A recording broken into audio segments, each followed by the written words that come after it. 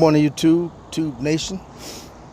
So, you're a few pounds overweight, not really enough to consider yourself, obese or really large, but they say you're a few pounds overweight. All right. So, first of all, who's to say that you're a few pounds overweight?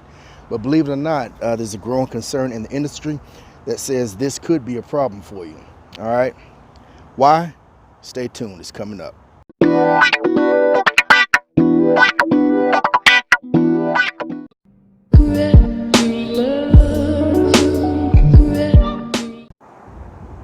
All right, thanks YouTube. Back again, Tube Nation. This is Mad Dog coming at you one more time. So listen, here's the deal.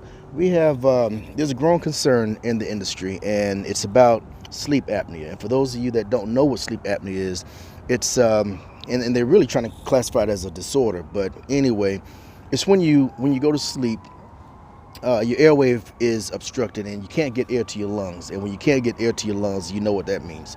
So some people wake up while they're sleeping. Some people, for whatever reason, apparently die in their sleep from this fatality.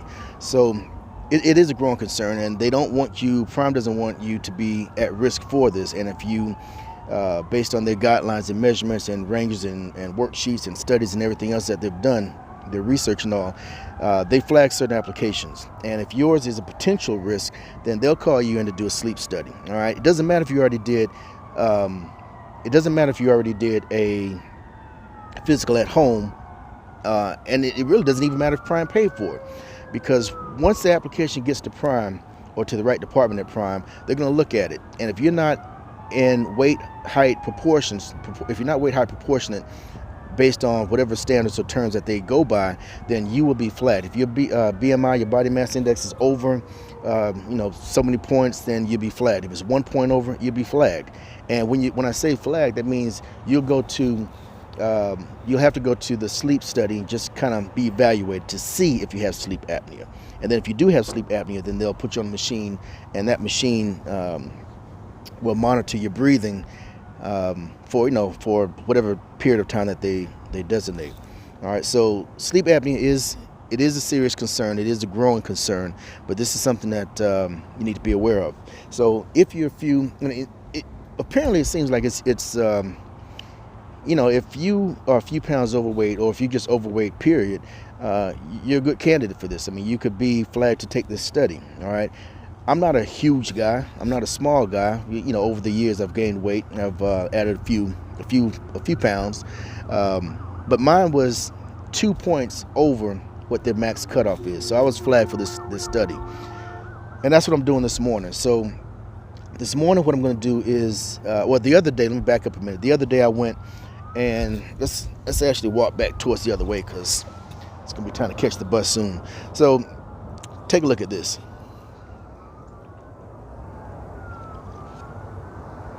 Nothing but open field. But anyway, so hang on a second. I'm dropping everything. I'm trying to multitask. So I'm sorry this is a little dark, but the sun's in my way right here. It's not kind of working to my advantage. So if you're flagged for this, don't look at it as a bad thing. Just look at it as a preventative thing, because as serious as they say it is, it could save your life. You never know. So my first thing was they had to send me for the appointment. I had to do a physical. Like I said, I already did a physical back home, but I had to do another physical when I got up here, because I was flagged for sleep apnea.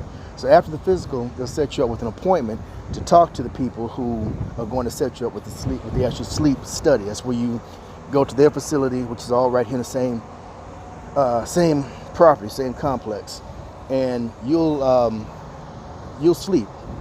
They'll hook you up to some wires and stuff, and they'll watch you and they'll study you and all that kind of stuff. So the first appointment was the physical here. Then the next one, which is what I'm going to this morning, is going to be for me to talk to them, or for them to talk to me about the process. And then I'll come back tonight, and when I come back tonight, I'm going to sleep. They're going to watch me, and we're going to see how that goes. So if I don't have sleep apnea, which I'm almost positive I don't, then I'll be cut loose, and that'll be the end of that. Not cut loose, but I won't have to worry about the sleep apnea. I can go on with the process, go on with the program. Hang on a second, let me let this big truck go by. All right, big truck's not going by. So the other thing is, what I leave off? Yeah, so if I do have sleep apnea, then what they're going to do is they're going to give me, they would give me a machine, and this machine is fairly, it's a little costly, but of course, they'll discount it and they'll give you a break on it, and you just, you'll make payments on it or whatever, but they'll work all that out with you. But you'll have to use this machine if you have sleep apnea, and if you do, you're going to have to use this every time they tell you that you're going to have to use it, because if you don't, then they can see that, they monitor that because it's got a chip in it. And that chip tells them what percentage you're using it. If you're using it 80%, 60%, 50%, or if you're not using it at all. And when you first get this sleep apnea deal going, they're going to cut your med card back to, I think it's a couple of months, I think, from 2 years. All right. And the less you use it, well, stay tuned. Hang on. I'm going to do another section on this.